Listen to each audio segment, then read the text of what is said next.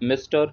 Speaker and members of the legislature, you may remember that at the close of the last session of this House, I made a statement on the relief measures taken in the drought stricken areas in the state.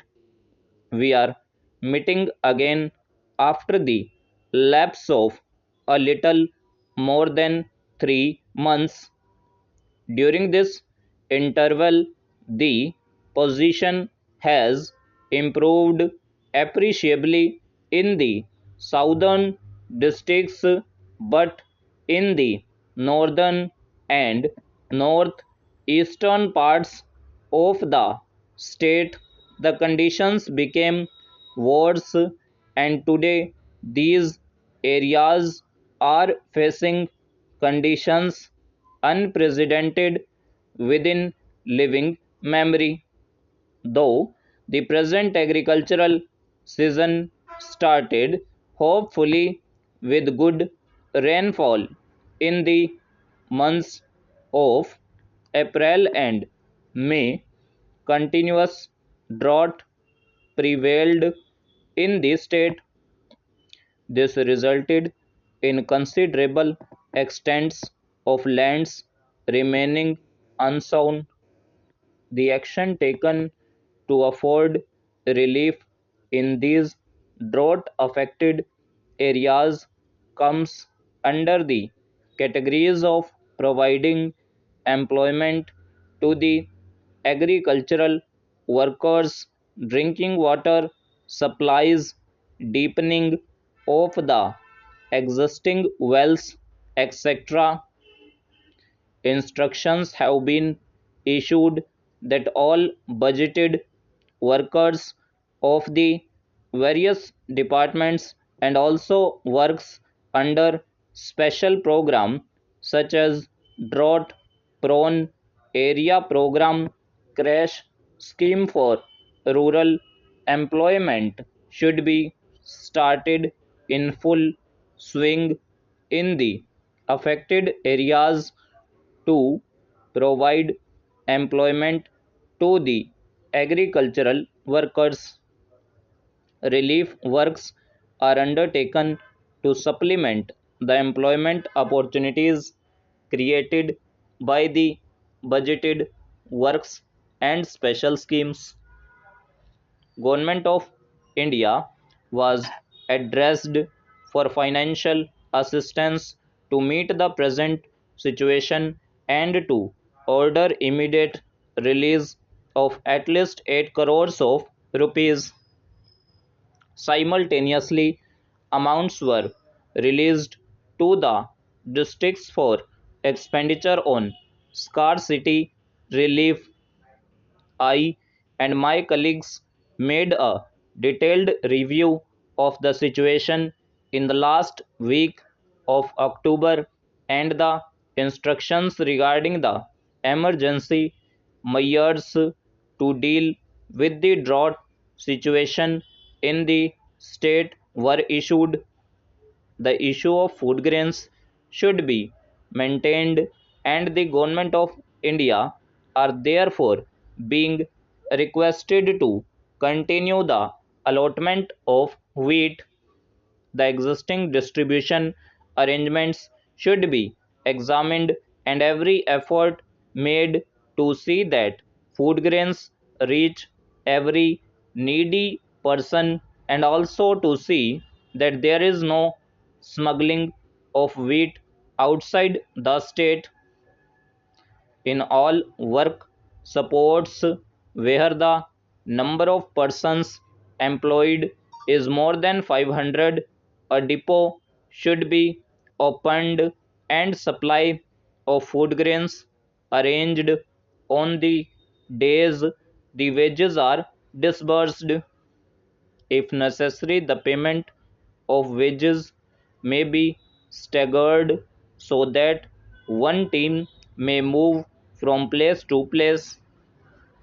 Further necessary instructions in this matter will be issued and further action taken by the Food and Civil Supplies Department. The fodder situation is the most difficult problem facing the government. The internal resources of fodder should all be mobilized and made available in the affected areas. In view of the difficulty experienced for drinking water in these areas, and which is bound to become more acute with lapse of time, there is imminent risk of the outbreak of disasters. The medical and public health department will take action from now alone to disinfect the sources of water supply and to conduct such disinfection periodically. The scheme, similar to that launched in 1965 of making use of electric pump sets, oil engine pump sets available to the riots on hire to lift water from natural streams and raise food and fodder crops, may be implemented this time also. I am sure the honorable members would like to know the progress achieved in implementing these instructions. I would also like to thank all the donors of fodder and the agencies which are transporting the fodder for their generous help. The people of the affected areas have not shown any inclination to move the cattle to the forests as suggested. I am always pleading in this house that instead of having long trains or long journeys, if you introduce shorter express trains for particular sections, for example, between Delhi and Itarsi, between Itarsi and Bombay, between Itarsi and Nasik, and more frequent trains, shorter trains, and quicker trains, it will solve the problem. If they are passenger trains, they do not serve the purpose in the sense that people would not like to travel by passenger trains for fairly long distances because they do not run punctually at all, and even if they do, people prefer faster trains. I have never seen any train running to time, either a passenger or an express or a mail train over particular sections. I do not know about the other sections, but where generally I travel, and even during these last 6 years, I have never seen that any train has arrived on time. If it is late by a time from 14 minutes to 14 hours. So traveling by passenger trains will not solve the problem of overcrowding nor the larger trains over long distances.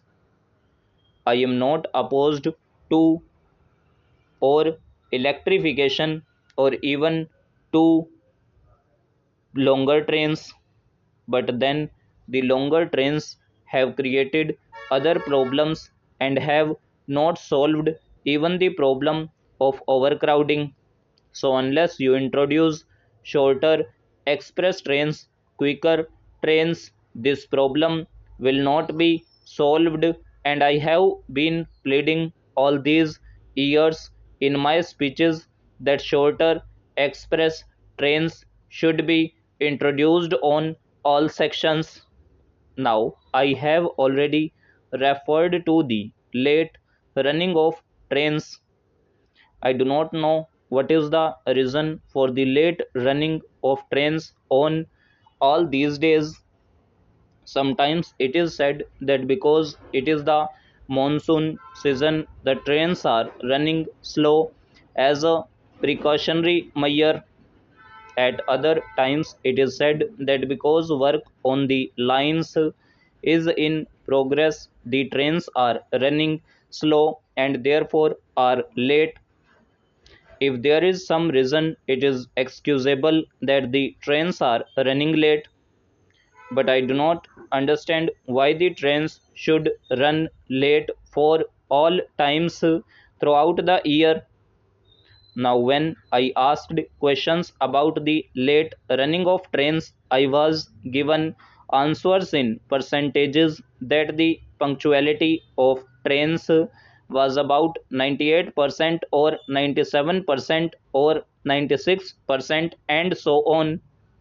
Now, how is this percentage calculated? It is arrived at this way. Suppose there is a train starting from Bombay at the right time and it gradually goes on running late and accounts for say 2 hours late running up to Mathura or Agra. Now, in between Agra and Delhi, or in between Mathura and Delhi, because they have extended the running time, it liberally made use of the increase in the speed of the train. To make good the time lost earlier, the speed of the train is very much increased so as to reach Delhi at the right time.